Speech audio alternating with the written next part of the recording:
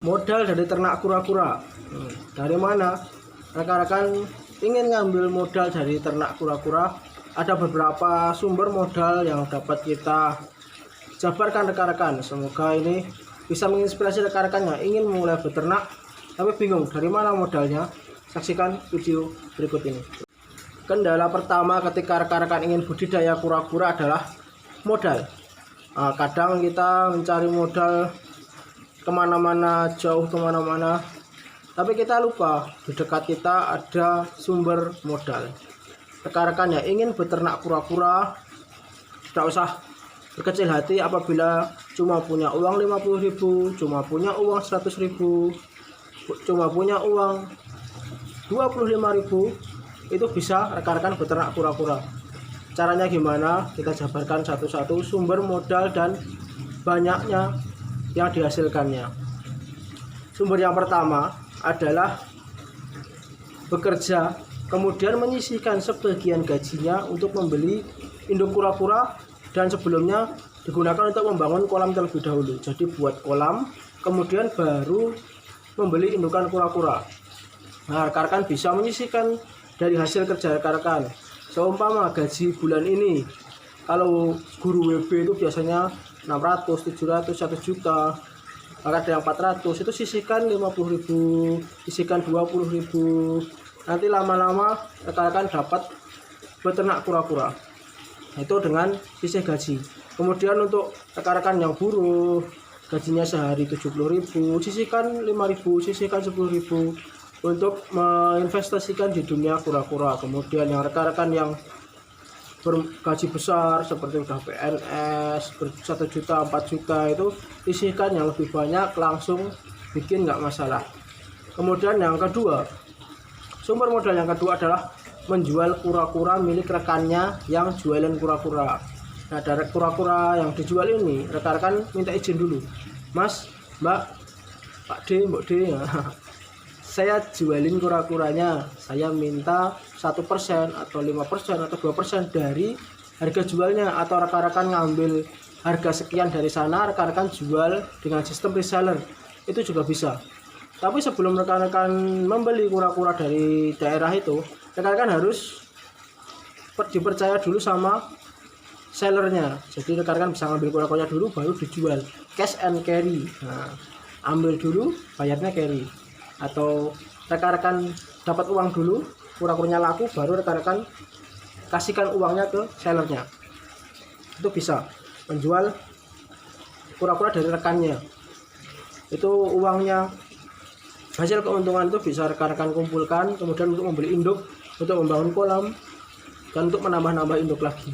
Kemudian yang ketiga itu membesarkan dari baby, ya ini untuk rekan-rekan yang punya uang 25, punya uang 50, punya uang 100, di bawah uang 300.000 dan belum yang sudah memiliki kolam, dan di atas 1 juta bagi rekan-rekan yang belum punya kolam, itu bisa dimulai dengan membesarkan baby, atau juga bisa membesarkan kura-kura juvenil. Kura-kura juvenil ini kura-kura yang remaja. Nah, itu rekan-rekan bisa coba besarkan kura-kura yang ukuran segitu, kemudian coba untuk pelan-pelan di ternak, nanti lama-lama udah besar kemudian diternak. Sumber yang selanjutnya ini yang paling cepat dapat uangnya, tapi yang paling besar dan yang paling ribet, yaitu membuka investasi. Nah, rekan-rekan bisa membuka investasi dengan kerjasama dengan rekan-rekan yang lain. Contohnya rekan-rekan punya kolam, atau bahkan nggak punya kolam pun, buka investor, buka investasi, invest berapa, 5 juta, nanti dari untungnya dapat berapa persen. Jadi bukan setiap bulan dapat berapa rupiah, tapi dari untungnya dapat berapa persen. Itu yang benar, bukan riba. Jadi investasi yang bukan riba seperti itu, dari untungnya dapat berapa persen. Kalau rugi, peternak rugi, investornya rugi, jadi dua-duanya ikut rugi. Itu yang benar-benar investasi yang syar'i seperti itu. Kemudian investasi ini susahnya itu satu, mencari investor yang paham agama itu susah, karena kebanyakan yang sudah paham agama dan kemudian punya uang banyak, biasanya mereka membuka bisnis sendiri, membuka lapangan kerja sendiri, dan membuka cabang-cabang bisnis yang lain, dan membuka lapangan kerja untuk teman-temannya yang muslim yang nganggur, biasanya seperti itu. Kemudian yang kedua, untuk investasi itu biasanya kalau rugi itu investor biasanya nggak semua, biasanya itu minta uangnya kembali. Nah ini seharusnya kalau rugi itu sama-sama harus rugi, bahkan itu peternak, bahkan itu pemasok pakan, bahkan itu investor peternak maupun yang punya lahan, itu sama-sama rugi, nggak ada yang untung. Kalau untung bareng, rugi bareng. Nah, itu sistem investasi. Kemudian yang terakhir ini, yang nomor 5, itu adalah modal yang tidak kita sarankan, modal yang nanti ujung-ujungnya akan bikin peternakannya itu lambat berkembang, bahkan nanti bisa jadi peternakannya itu tertutup. Apa itu? Modal utang. Nah, utang itu bahkan utang yang berriba, bukan berbunga ya, berriba, itu peternakannya akan hancur entah kapan. Itu yang dialami oleh teman-teman yang bisnis lewat riba. Mungkin bisa besar, cepat besarnya, kemudian cepat juga habis uangnya. Jadi terkesan dia itu punya banyak untung, sering jual kura-kura, tapi kok untungnya itu nggak kelihatan pada dirinya, nggak kelihatan pada kebahagiaan dirinya. Jadi seringnya gerusa-gerusu, sering nggak tenang hidupnya, ya seperti itu yang bermodal riba. Tapi kalau hutangnya itu hutang yang tanpa riba, itu rekan-rekan bisa lah berhutang tanpa riba. Jadi utang 5 juta, nyaurnya juga, kembalinya juga 5 juta, itu nggak masalah. Tapi tetap tidak kita sarankan, karena apa? Nanti fokus rekan-rekan itu untuk melunasi utang, bukan untuk mengembangkan farm, bahkan menambah kura-kura. Jadi tiap bulan utang berapa, ngembaliin berapa, sisa berapa, itu di pikiran rekan-rekan. Fokusnya akan fokus ke situ, bukan fokus ke gimana farm ini bisa berkembang, ilmu apa dari kura-kura ini yang belum kami miliki, terus kemudian apa kendala-kendalanya dan bagaimana cara menangani kura-kura di kendala ini, kendala itu, kendala ini, dan muncul kendala lagi, itu tak menangannya gimana. Itu rekan-rekan akan terpecah kalau rekan-rekan modalnya dari utang. Itu rekan-rekan akan menambah fokus, melebarkan fokusnya, jadi rekan-rekan tidak fokus untuk menangani satu dengan satu yang lainnya. Nah ini sekalian kita mau bikin pertanyaan ke rekan-rekan. Penyampaian kami itu terlalu cepat, terlalu lambat, ataukah bagaimana? Silahkan ditulis di komentar di bawah. Kalau terlalu cepat, nanti speednya bisa kita cepatkan untuk pas editing. Kalau terlalu lambat atau pas seperti ini, ya nanti kita akan terus seperti ini untuk penyampaiannya. Dan backgroundnya ini juga rekan-rekan silahkan komentari di farm ataukah di mana saja, terserah, atau di toko atau di mana, ataukah saat saya muncul ide untuk bikin, untuk rekan-rekan langsung saya bikin videonya atau gimana, atau editingnya harus gimana, rekan-rekan silahkan tulis di komentar. Setelah yaitu dia 5 sumber modal yang digunakan untuk budaya kura-kura.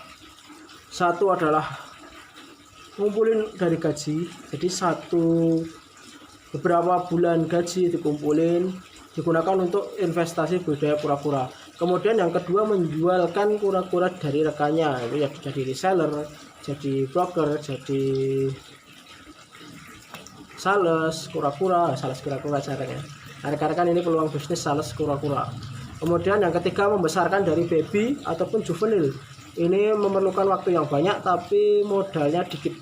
Kemudian membuka investasi. Investasi ini kendalanya tadi yang saya ucapkan adalah susah mencari investor yang sepaham, sevisi, semisi.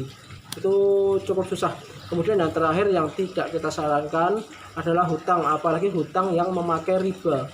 Kalau hutang yang tanpa riba itu monggo rekan-rekan mau pakai, tapi tetap tidak kita sarankan. Selanjutnya kita kedatangan kura-kura ya dari Karanganyar. 3 ekor, jantan 1 ekor. Ini dari sungai ya. Karapasnya hancur ini kelihatan tangkapan dari sungai. Plastronnya juga tidak bagus. Kemudian ini cukup gemuk, ini juga dari Karanganyar. Ini cukup gemuk, normal sih ya, karapasnya normal, skutnya juga normal, tapi plasterannya ini banyak yang bekas-bekas selut, bekas-bekas ya dari sungai lah. Kemudian selanjutnya ini yang lumayan istimewa, kepalanya agak merah ini ya. Ini lainnya standar lah, lain karapasnya standar, nggak terlalu lebar. Plasterannya juga ini mah bahkan ada sel rootnya. Ini nanti kita coba untuk obati dulu pakai salep. Nanti kita akan belum sempat kita videokan ya salep untuk sel rootnya, karena kesibukan yang sangat banyak banget kerjaan di toko istri, toko saya, kemudian bangun toko yang baru, kemudian juga banyak banget kerjaan-kerjaan kantor juga, kemudian kita juga belajar juga tentang pertanian, peternakan, kemudian dan lain-lainnya. Ya, ini 3 kura-kura unboxing dari Karanganyar. Itu dulu tentang modal ternak kura-kura. Rekan-rekan bisa ambil salah satu dari 5 modal itu, atau rekan-rekan yang udah memiliki modal, rekan-rekan bisa langsung ternak. Apalagi yang udah PNS, sudah dari pelayaran, kemudian orang tuanya sudah kaya, itu mungkin nggak terlalu kendala lah masalah modal. Kalau kami dulu di Marwa Farm, kami coba membesarkan dari baby. Kita besarkan dari baby 2 ekor. Nah, kalian bisa tahu kisah kami beternak di video di atas ini, kisah ternak awal ternaknya Marwa Farm, ternak kura-kura. Ya, itu dulu video dari kami tentang modal ternak kura-kura. Semoga dapat bermanfaat. Assalamualaikum warahmatullahi wabarakatuh.